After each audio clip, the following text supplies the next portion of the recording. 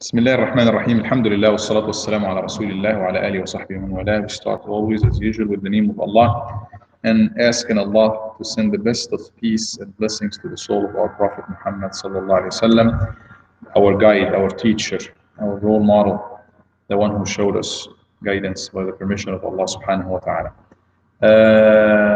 Ramadan around the corner. In a few days, maybe a few hours, we'll be receiving this honorable guest, the month of Ramadan, the month that everybody, all Muslims are waiting for.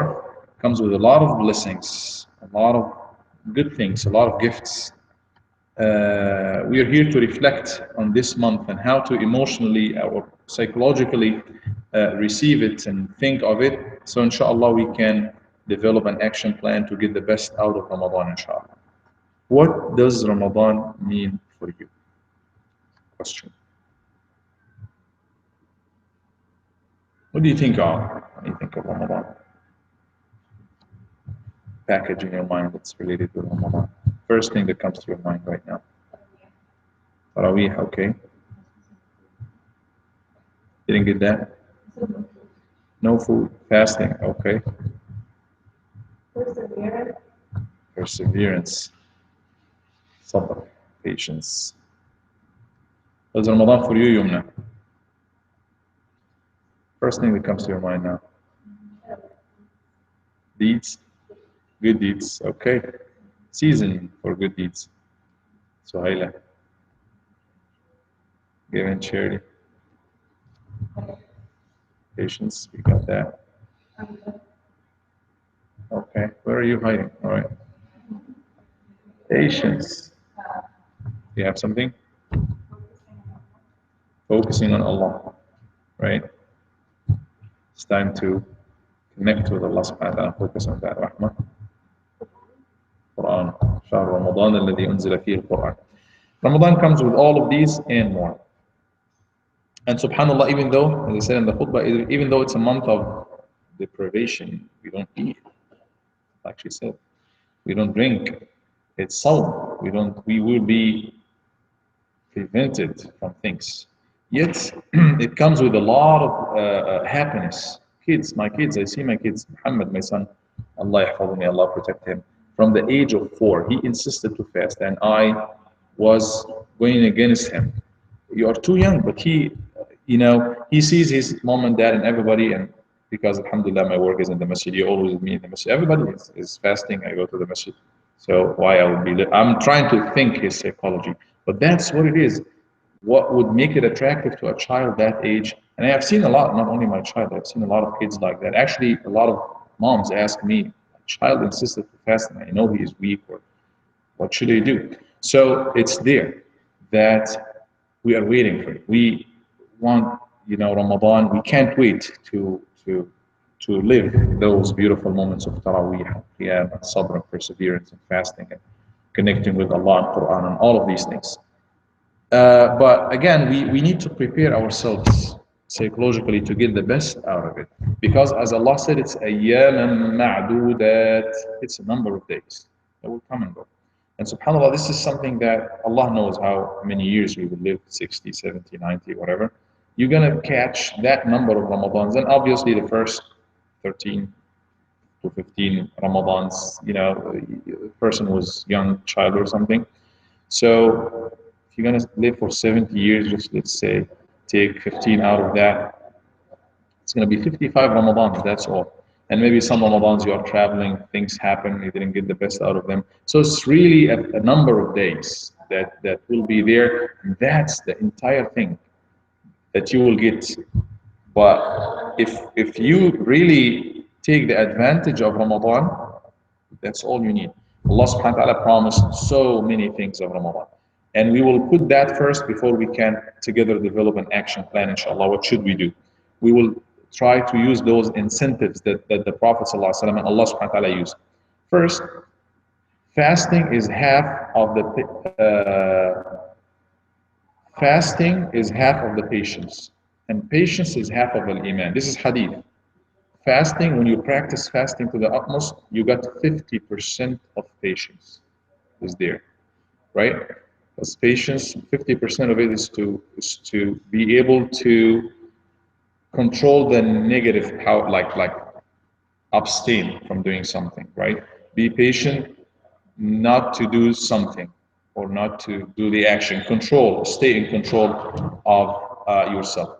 There is some other side of patience as well. But if you truly practice fasting as you're supposed to, fully practice it, you will be achieving that 50% of patience. And patience is half of al iman. Half of al iman of the faith of anybody is to have this patience or control of himself. Patience, because patience is going to be needed for anything. Patience and perseverance, a better word actually, to do the ta'ah. It's not easy to every day do the obedience, like do the prayers in time. And Ramadan, after Ramadan, you fast and uh, and and and dress like that, eat like that. It needs perseverance. It's not just one time you do it, one application you fill, turn it out, that's it. No, it's a lifetime thing that needs perseverance to stay on the track, on Sirat al-Mustaqim. And that's probably why Allah is demanding us to read in each rak'ah of salah, ihdina as-sirat, guide us the straight way. It's not the guidance that here's the straight way, go. No, it's the guidance of, the GPS step by step or turn by turn guidance. It's you have to. We always ask for it because we need it every single second. It's not just where is the sirat al-mustaqim, the straight path. Oh, here it is. It's not that. That's called hidayat al-dilala, the guidance of showing, show somebody something. But there is dilalatul tawfiq or success to be on the track. It is just to tell you this is an iPad. Everybody knows what's an iPad. Let's assume that I'm giving the halaqah here 10 years ago, probably iPad was not around, and I tell you this is iPad, and I say what's an iPad, and then I go through it, and I say you this is this tab or this thing does this, and I take you through it. So hidayatul dilala is to show somebody something. Here is like give them the direction. What is the direction to Fountain? Let's say, oh, you take where we are, Baldwin, make left and go to 231 and go straight for a few miles, and you're gonna be there. You guided that person, but is that person gonna go there or not? That's gonna be on them. But to give them a GPS that will stay with them until then, now make left in 25 feet, whatever it is, make left. That's step by step, turn by turn guidance, and that's what we ask Allah for. And that's what need the perseverance on our sides. And we get this during the month of Ramadan, because we fast every day. I want to talk about the happiness that's in the heart of Muslims, children, and all. Everybody, when they know that Ramadan is coming, when it is like a few days, we are receiving it, we count down the days for Ramadan. Why is that happiness there? What is the chemistry behind it? Because it looks against the fact that we are not going to eat or drink. We're not going to get our breakfast or lunch every day, continuously for 30 days or 29 days, which is not something. It's why we find it hard to explain to non-Muslims that that's what we do in Ramadan. The first thing is going to be like an exclamation mark. Really? How do you do it? It's kind of, you really do that? You don't eat, you don't drink, not even water? So it's hard to explain for them. And then the harder thing is that we are happy when we do that. We can't wait to receive the month of Ramadan. Probably the happiness that we are getting is what we live and witness in Ramadan. Allah subhanahu wa ta'ala is showing us things in Ramadan that makes us happy. Allah is telling us that happiness is here, is being connected with me. Happiness is not only attached to the worldly things, food, drink, dress, shahwa, desire, whatever it is. It's not only there. It's in a higher level, because here you do not eat, you do not drink, and you're so happy at the end of the day that you achieve that full day when you break your fast. You're so happy when you come and join the community and pray with them. You're so happy that you watch the story and people and Muslims in Korea or Japan or anywhere else, they do the same thing. So it's a lot of things connected together that we learn from the opportunity of Ramadan. We gain the salvation in the month of Ramadan, salvation from our own desires and whims that sometimes or many times misguide us, mislead us. People are ready to kill and people are ready to hurt others to satisfy those very physical things or desires, whatever they are. They might not be physical. For love of to be the president or to be the in charge, authority, love of authority, they are ready to do things. Love of money, they are ready to do things.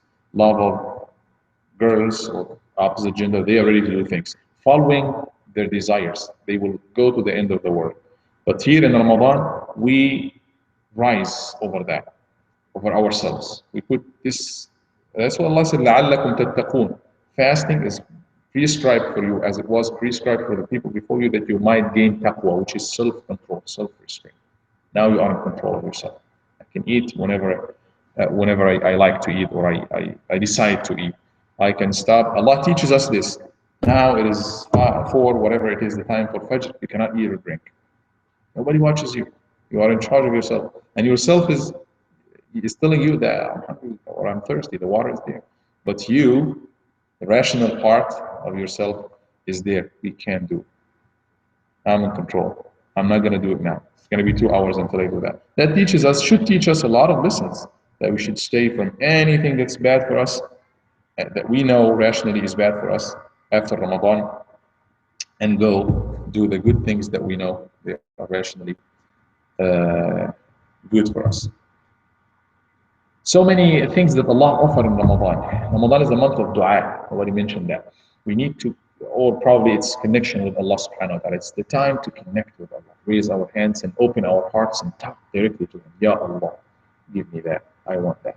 Not only this, worship Him because He deserves, subhanahu wa ta'ala, that worship. When we really get to the level of understanding Allah and thinking of Him, we will be very happy that we are just connected to Him.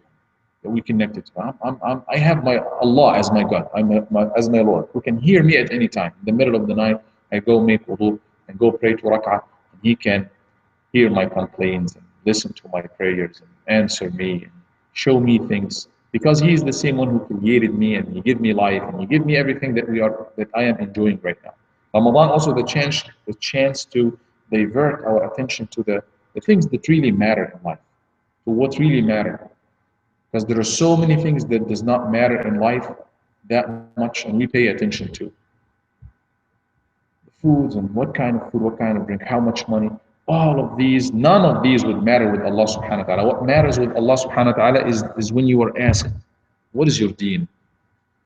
How much did you follow? Who is your prophet? Did you follow him? Who is your Lord above all? That's what matters. And in Ramadan, everybody feels it. Everybody feels that I'm so close to Allah. Pray for so long, it's hard, but to please Allah, and I'm happy. After that, you're happy. You fast for so long, and it's hard. It's not easy. You get dizzy. Things happen, but you feel happy that now I am Abdullah, the servant of Allah, or Amatullah. And that is really a source of happiness when we practice it. What else do we learn from Ramadan, the chances of Ramadan?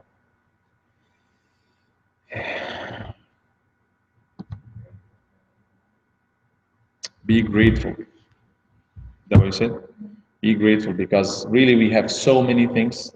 That is a huge lesson, profound lesson that we learn in there. Be grateful for the water and the food regardless. Just the water at the end of the day. So thirsty, 1 minute for iftar, 30 seconds, oh mashallah. The adhan is there. You appreciate water. You appreciate just the soup, the food that you have. You appreciate it. Tastes different because you haven't eaten anything since Fajr.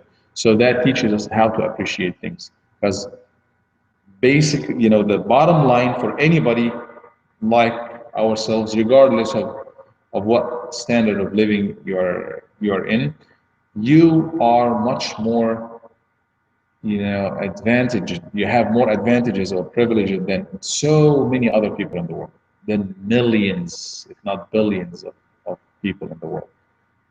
People who go for days without food or water. People who have to travel distances just to get water that's dirty, but that's the only water they get. In the 21st century, right now, as we are speaking, they don't know what air condition is. That's not there. It's not in the dictionary of their. It's not there. They don't. Many people they don't know what lights are. Many people they don't have houses to live in. They don't have shelter, including here in America. But we're talking about other million other people who are there. So Ramadan is the month that you appreciate what you have. Oh Allah, yeah, thank you. Alhamdulillah, shukrullah for having all of these. When other people do not have a fraction of what we have. Now there are differences, and this is where the shaitan is playing the tricks on us. There are differences, little differences in here. Difference in anything, in beauty, in any rizq or share that Allah is giving somebody, more money, more beauty. She is more smart. He is that.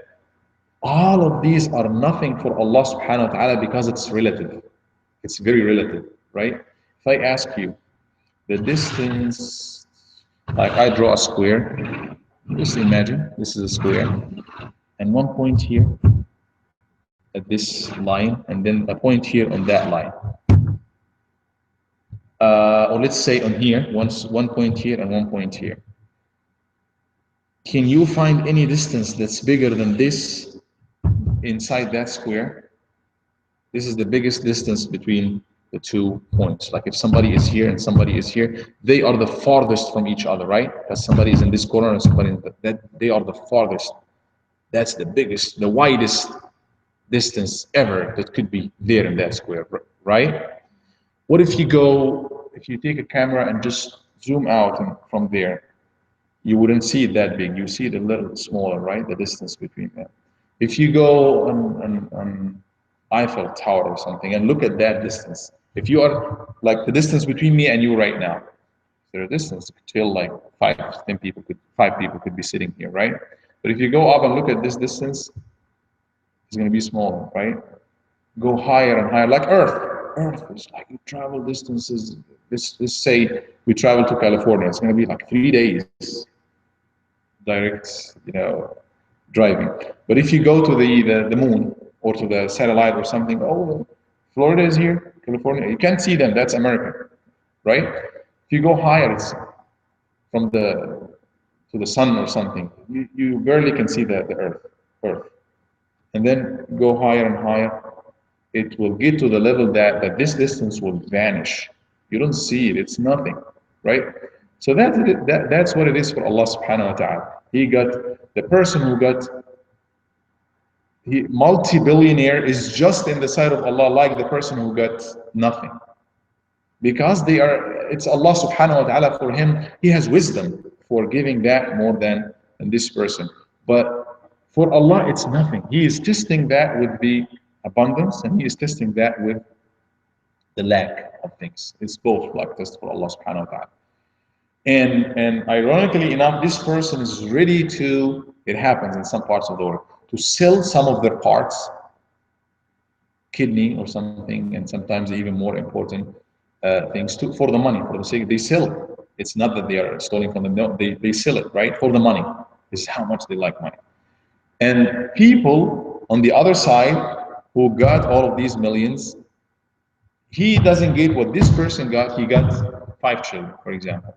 This person who's multi-billionaire could be ready to pay all of his money to get half a child, not even if that's possible, to get just one child, right?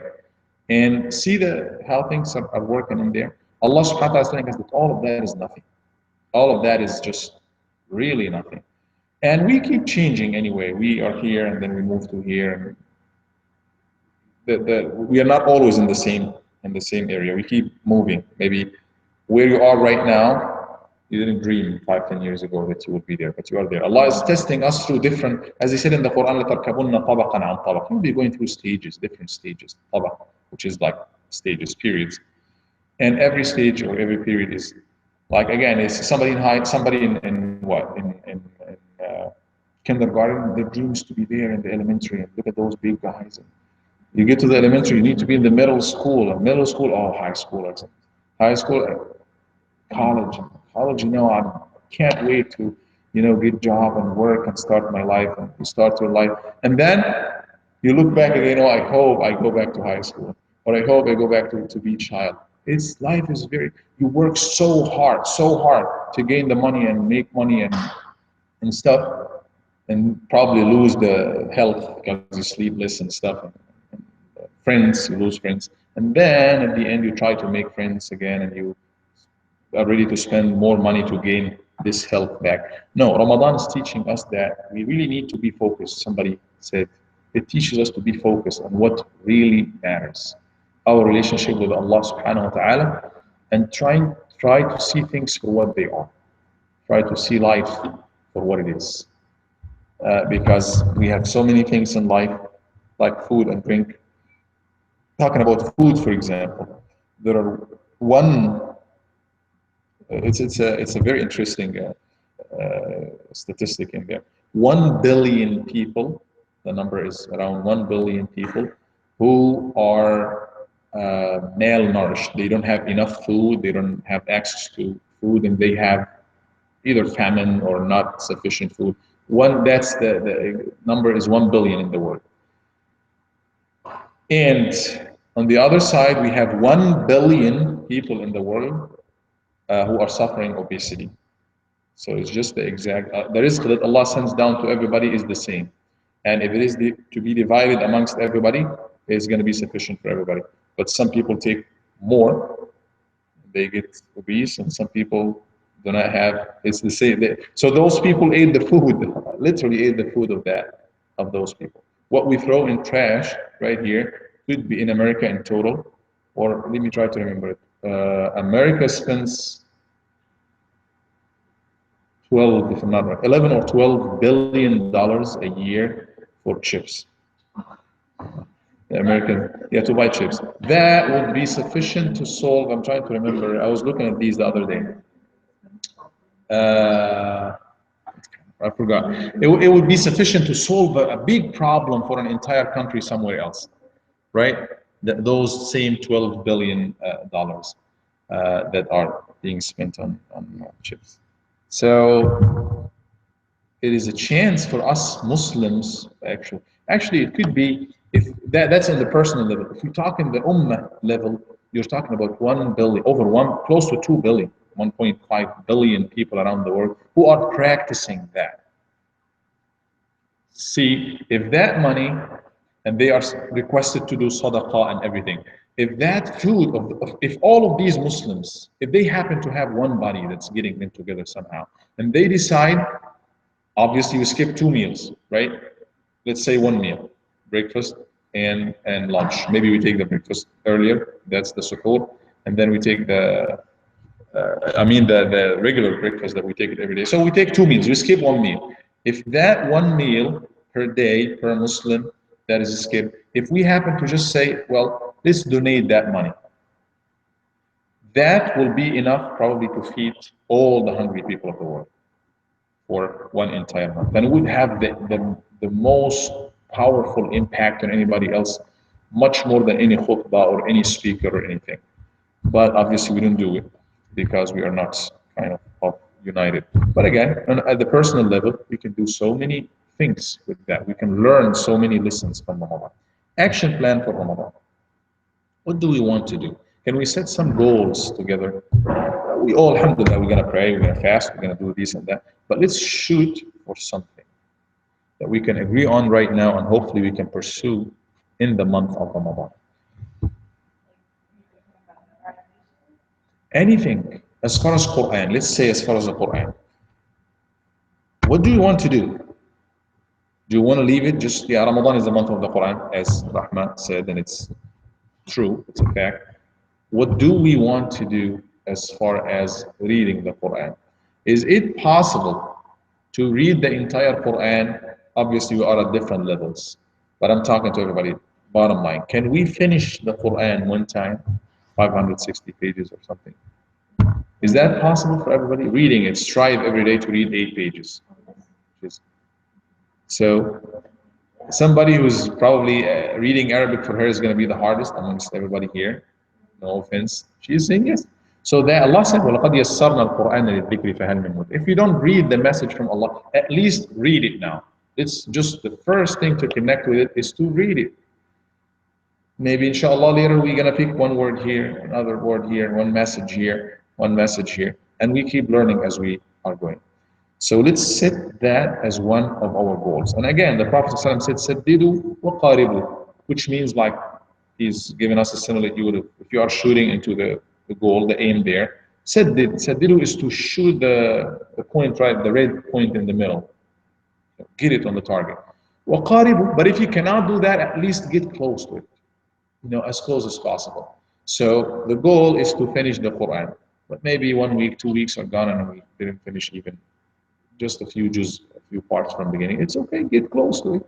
Get close. Shoot for finishing the Quran, inshallah, all. And that's going to happen if you plan for it right now. Every day you have like 8, 10 pages to read. Plan that maybe after suhoor, I'm going to read 2, 3 pages. After every prayer or before every prayer, you're going to read 2, 3 pages. You're going to get it. At the end of the month of Ramadan, you say, Alhamdulillah, I've read the entire Quran once. Why did I read the entire Quran? Because it's the message of Allah. It is the word of Allah. It's a message to me. It's a lot of reward. One letter that I read equals 10 hasanat. 10 good deeds, 10 rewards from Allah for each single letter. Alif, Lam, Mim, the very beginning of the Surah Baqarah, equals 30 hasanat. So you can imagine, make the math, and you can imagine how many millions of hasanat you're going to get when you read the Quran. That's one goal. That's probably going to take half an hour of your time every day during Ramadan to do that. Yeah.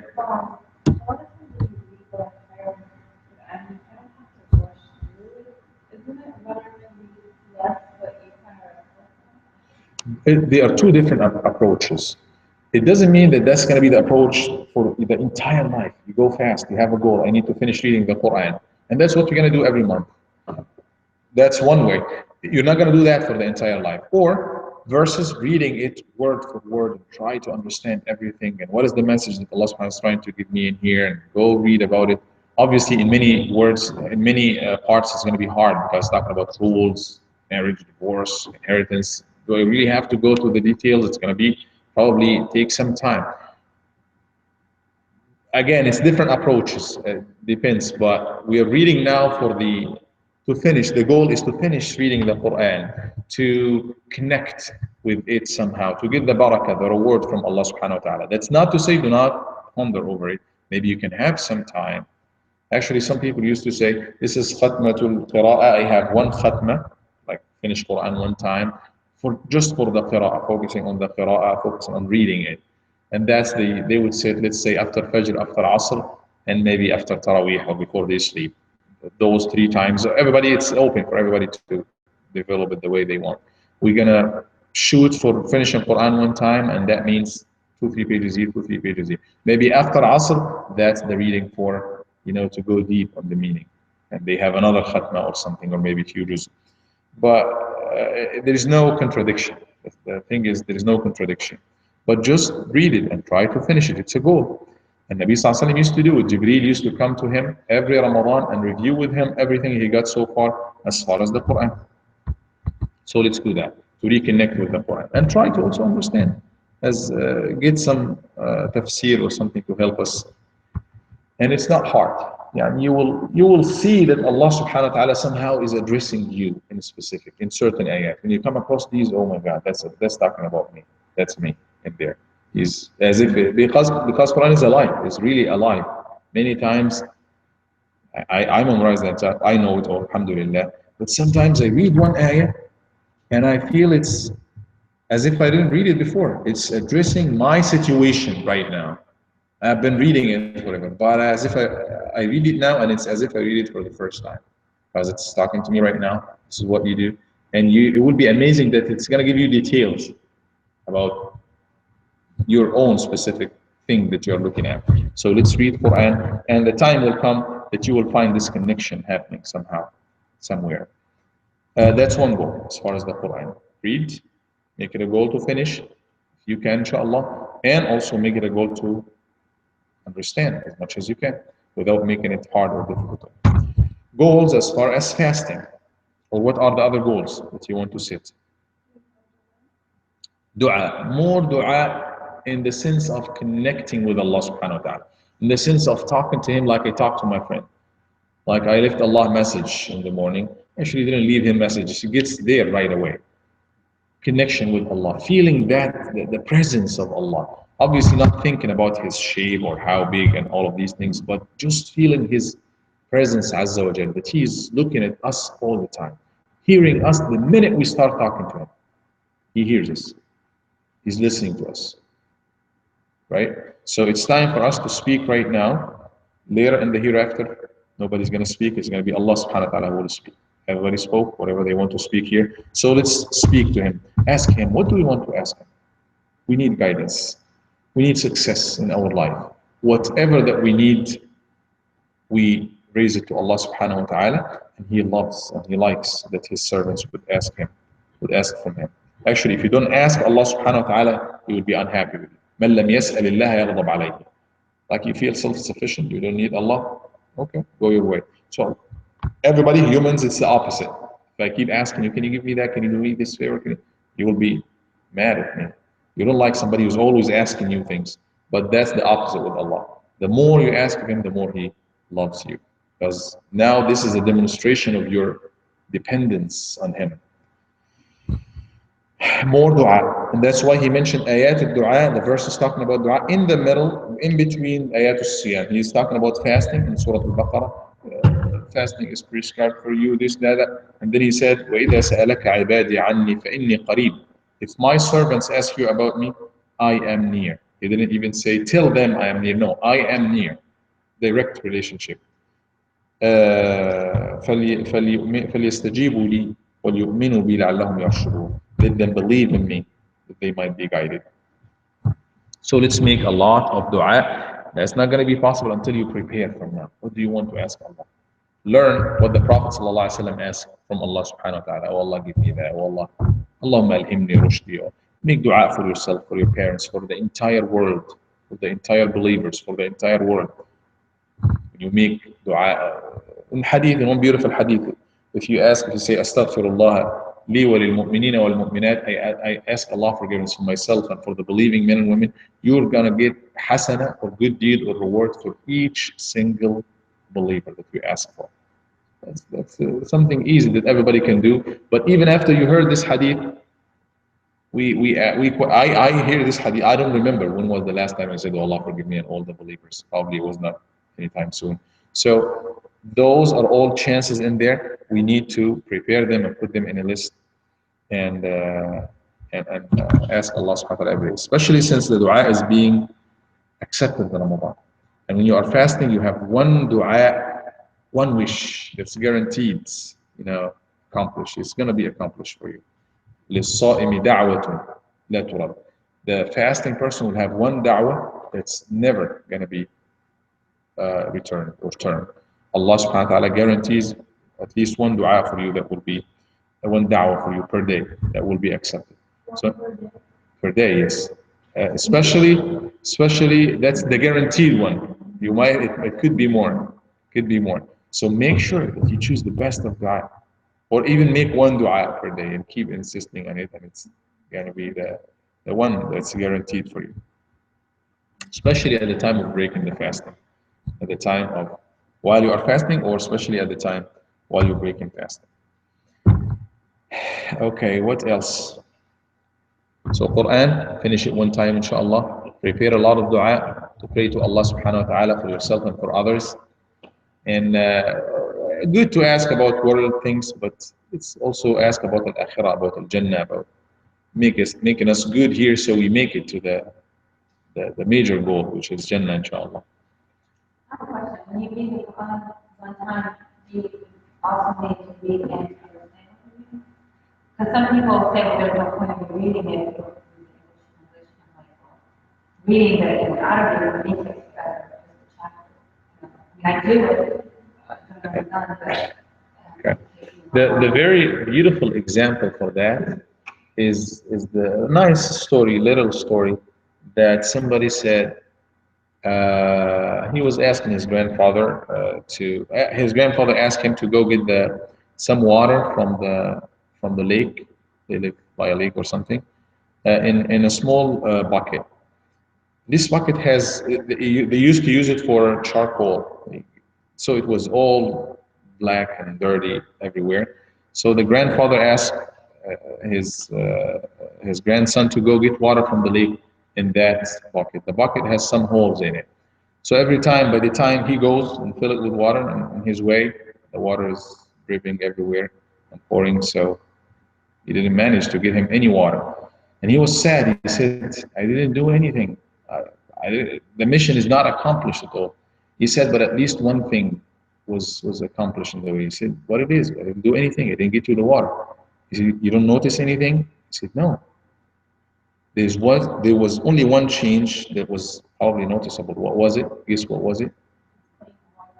The bucket is clean, was clean, was much cleaner, right? So yes, the goal for Quran is what? Is you reflect and you get the meaning and you implement it.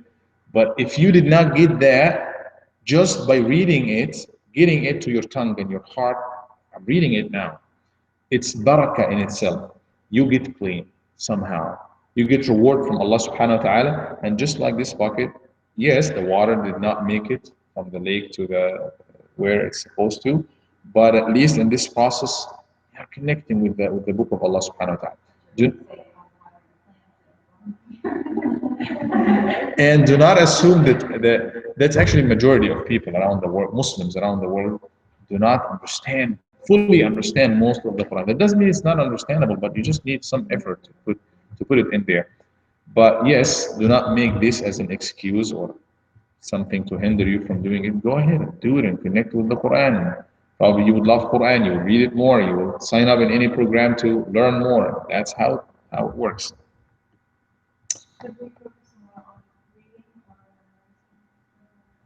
All of these are different goals, and it varies from person to person. And it's always good to go like where you feel you are leaning towards. You want to do more memorization now, or you're reading now and you come across a certain surah and you like this. I want to memorize it. Why not go? Because it's the human soul is very complicated. It's very complicated. And the Nabi Sallallahu is telling us that in لكل عمل شرة ولكل شرة فترة, like basically he's telling us that sometimes you have the peak, it's going up, like you feel you're getting closer to Allah, you want to do more sunnah, extra prayers, that we feel we so close, we come to the masjid more often. But some other times it's like, I want to take a break, I don't, you're not as active, right? So when you feel that you're leaning towards some good deed, do not prevent yourself, go do more. You want to pray more. You want to memorize here this part, go ahead and memorize it. Why not? You say, no, I'm now in a plan, I just need to read. But probably you don't want to read, your soul does not want to read. But as long as it's something good in there, fine. But if it is diverting you, if the soul is trying to divert you somewhere else, then that's probably something you need to stay within the area of good deeds. So let's set a goal for finishing it, and there is no contradiction. Like you're going to a school and you're learning English and social studies and maybe Arabic and Islamic things, if it is an Islamic school. But do you see any contradiction? Oh, if I am learning social studies, how is that going to go with the Spanish or English? There's no contradiction, two different. You can do memorizing and some time for memorizing, some time for reflection, some time for reading. Accomplish a little bit for each. Or you can just focus on Ramadan on reading, or you can just focus on memorizing. The bottom line, try to connect with the Quran somehow. That's what the scholars would do from the Prophet ﷺ down. Ramadan comes, they put everything aside.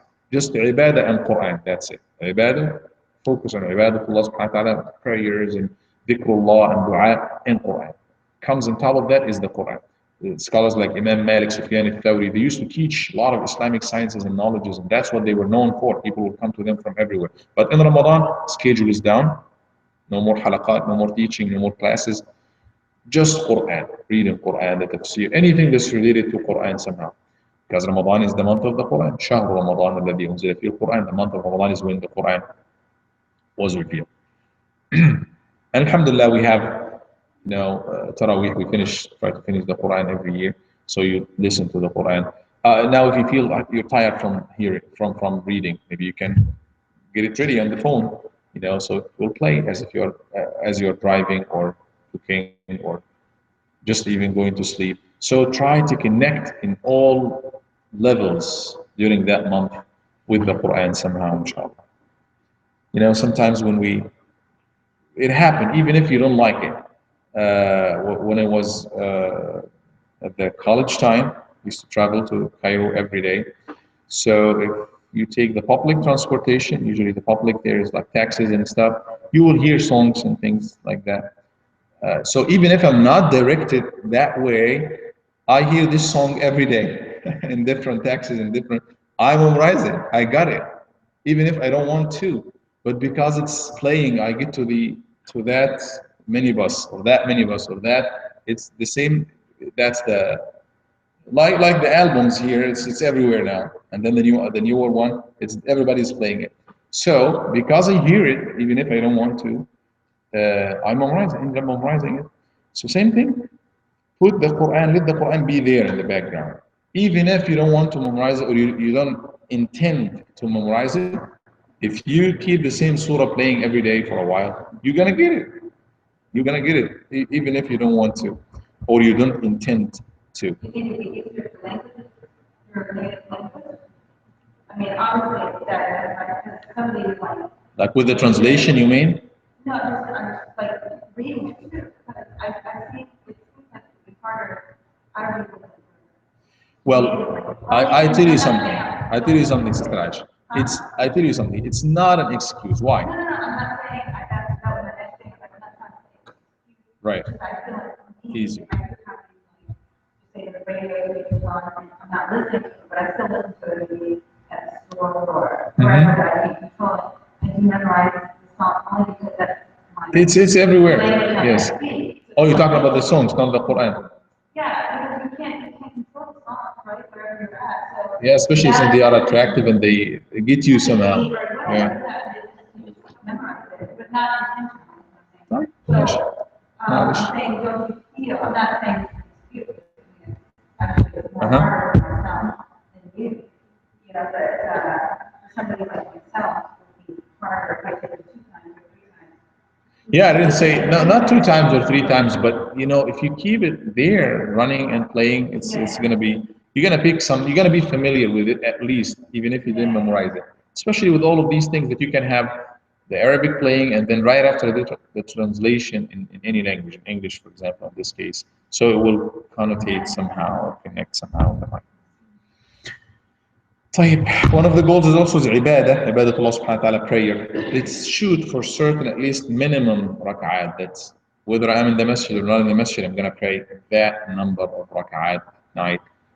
And I need to stick to that somehow and make it a habit. Maybe you didn't come to the masjid, but you insist, inshallah, those 4 rak'at, those 5 rak'at, those 8 rak'at, whatever the number is, stick to that and finish it. Even if you have to do it quick. But now I got the goal that inshallah, every time, every night during Ramadan, that is the number of prayer rak'at that I have to pray. You can read from the Quran, yes, you can do that, no problem. The only thing is during the Salatul Isha, or the Fard, better not to do it, but read from your mind. Like in Salat Sunnah, it's the goal for it is to pray for long, if you can. So if you don't memorize, what will be the option? You can hold the book, and obviously try to minimize the movements and stuff, just holding it to. Personally, I'm against using the phones. It's just a personal thing, simply because it's the Quran is there and it's the same thing, yes, but it distracts the person. The person, you know, many things, especially with all of these smartphones, things will pop up, and you know, it will take you somewhere else. That's not the right thing. Or somebody will call if you do not shut this down. So that's going to be distraction. Hold the book and read from it, unless you have the phone. Everything is shut down. No notifications and no alarms and no calls and nothing. Just the Quran. I'm sure that it's nothing else is going to appear other than this page that I'm reading. Maybe in this case, inshallah. طيب. You have any? You can go ahead and add to the list. It's open. Add your own program, but I would highly recommend that you put a small piece of paper, put it in front of you. That's what I want to achieve. I have some bad habits in here. I want to get rid of them. Month of Ramadan, checklist in there. I have some goals, some good things that I need to achieve. Let's go ahead and do them. Maybe one of the goals you sit in there that we are Muslims. We try to excel in anything that we're doing and exceed and get more and achieve more. Let's look for some ibadat, actions, things that we did not do before. That's obviously not bid'ah or not innovation. That's within Islam. But I never did that. Maybe it's going to be a new opening for you to do that.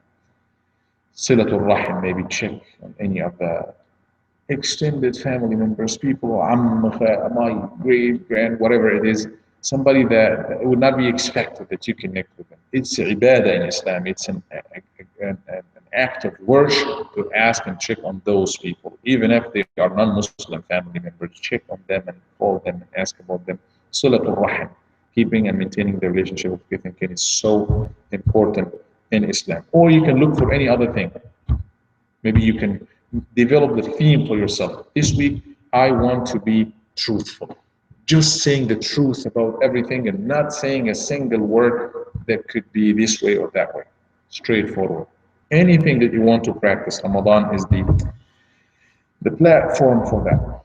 You want to add anything now to the list? Or do you have any question before we conclude?